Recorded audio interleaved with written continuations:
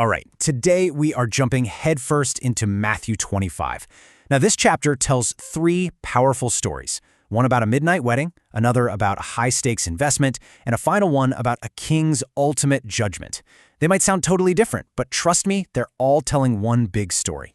They all point to a single critical question about what it really means to be ready. So, let me ask you straight up. Are you ready for the moment that matters most? That's the question beating at the heart of all three of these stories. And it's not about some day way off in the future. It's about right here, right now. So let's get into Act 1 and see what this is all about. Okay, so picture this. We're dropped right into the dead of night. There's a wedding party, and everyone's waiting. You can just feel the excitement in the air, right? But there's also this tension, this feeling that this could either be the best night ever, or it could all go terribly wrong. So here we go. The story kicks off by comparing the kingdom of heaven to 10 bridesmaids. They've all got their lamps glowing in the dark, and they're waiting to meet the groom. But right off the bat, verse 2 splits them right down the middle, into two teams. You've got 5 who are wise and 5 who are foolish. Now, if you just looked at them, you probably couldn't tell the difference. But one tiny decision is about to change everything. And here it is, the one simple detail that separates them. The foolish ones? Yeah, they brought their lamps, but that's it. Just enough oil for right now, with no thought for later. The wise ones, though, they thought ahead. They brought their lamps and an extra flask of oil. It seems so minor, doesn't it? But you're about to see, it's the only thing that's going to matter. And then, of course, there's a delay. The groom is running late. The hours just crawl by. The excitement starts to fade into pure exhaustion. And check out this crucial detail in verse 5. All of them, the wise and the foolish, they all doze off and fall fast asleep. You see, being wise didn't make them immune to being tired. It wasn't about staying awake. It was about being prepared for a wait that was much longer than they expected. And then, bam, midnight. The silence is just shattered by a shout. "He's here! The bridegroom's coming! Go out and meet him!" Can you imagine that jolt? From dead asleep to pure chaos? Everyone jumps up, they're all fumbling around, trimming their lamps to get them burning bright and ready for the procession. And this is where it all goes wrong. For the foolish, total panic mode kicks in. Their lamps are flickering, sputtering, they're about to go out, so they turn to the wise, and they're desperate. "Quick, give us some of your oil." But the wise say, "No way." And it's not them being mean, it's just reality. If we give you ours, none of us will have enough to make it. It's that brutal lesson, isn't it? Some things, like your own readiness, you just can't borrow at the last minute. And that's it, the point of no return. While the foolish are frantically running around town looking for oil, the groom shows up. The ones who are ready, they go right in with him to the party. And then you hear it, that heavy thud as the door is shut. It's over. When the others finally get back and start banging on the door, pleading to be let in, the voice from inside is just chilling. "I'm telling you, I do not know you." The story lands with its punchline, watch, be ready, because you have no idea when that moment is coming. Okay, so Act 1 taught us that being ready is on you. It's personal. But what does that preparation even look like? What are you supposed to be doing while you wait? Well, Act 2 takes us from waiting to working. We're leaving the wedding and heading to a master's estate to find out what readiness looks like in action.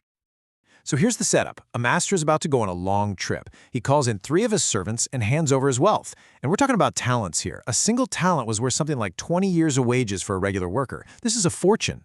So this is a massive test of trust. And get this key detail. He gives 5 to one guy, 2 to another, and 1 to the last guy, to each according to his own ability. This wasn't random. It was completely intentional. And what happens next tells you everything you need to know. The guy with 5 talents, he gets right to work trading and investing, and he doubles it. Makes another 5. The guy with 2 talents does the exact same thing. He goes out and doubles his. They're active, they're productive, but the third servant, the one with 1 talent, he's paralyzed by fear. So what does he do? He does nothing. He literally digs a hole in the ground and buries his master's money. He chooses preservation over production. So after a long, long time, the master comes back. It's payday. It's the moment of truth. The first 2 servants step forward and present their earnings. And you can just picture the master's face, beaming with pride.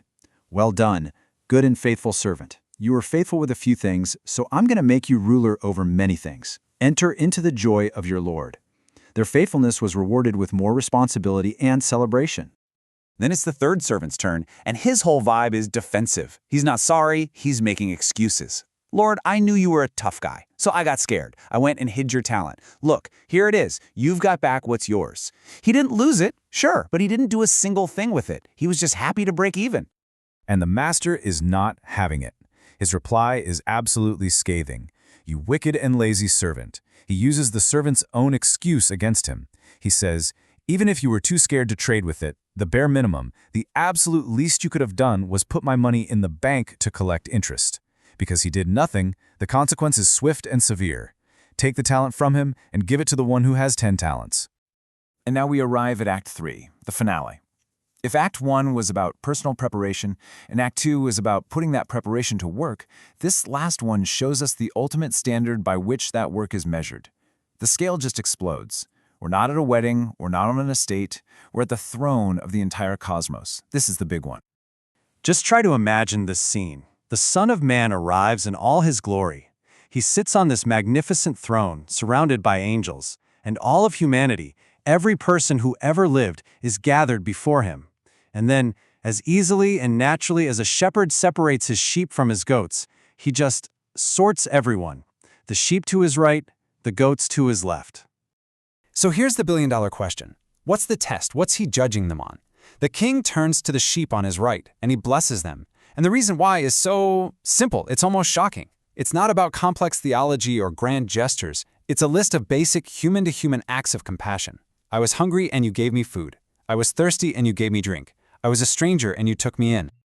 But here's what's so wild. The righteous people are totally baffled. They're like, wait, Lord, when did we ever see you hungry or sick or in prison? They had no clue that these everyday acts of kindness carried such cosmic weight. And that's when the king drops the bombshell. I'm telling you, whenever you did it for one of the least of these, my brothers and sisters, you were doing it for me. Then the whole mood just shifts. The king turns to the goats on his left, and his judgment is harsh. And listen closely to why. It's not a list of terrible things they did, it's a list of simple good things they didn't do. I was hungry, and you gave me no food. I was thirsty, and you gave me no drink. It was a failure of action, a failure to see. And just like the righteous, they seem genuinely surprised too. They say, Lord, if we had seen you needing help, of course we would have done something. But the king's final, devastating verdict reveals their blind spot. They failed to see him in the suffering of others. And in the end, their inaction towards the least of these was judged as inaction towards the king himself. So when you put all three of these stories together, you see how they're really one powerful, unified message. The bridesmaids thought being ready was just about showing up and waiting, but half of them failed. The one-talent servant thought being ready was about not losing what he had, and he was condemned. The message is crystal clear. True readiness isn't passive. It's not about waiting around. It's all about what you are actively doing while you wait. So here's the bottom line, the three big takeaways. First, from the wedding, your preparation is personal. You can't borrow that extra oil at the last minute. It's on you. Second, from the master, your stewardship has to be productive. Whatever you've been given, it's meant to be used, grown, and multiplied, not buried in the ground.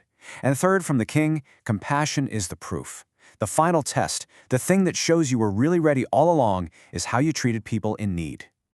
And that leaves us right here with this one massive, unavoidable question. The entire chapter, all three stories, it all funnels down to this point. The final exam isn't some deep theological debate. It's a review of how we treated people who were hurting and overlooked. So the question isn't theoretical, it's for right now. Who are the least of these in your world today?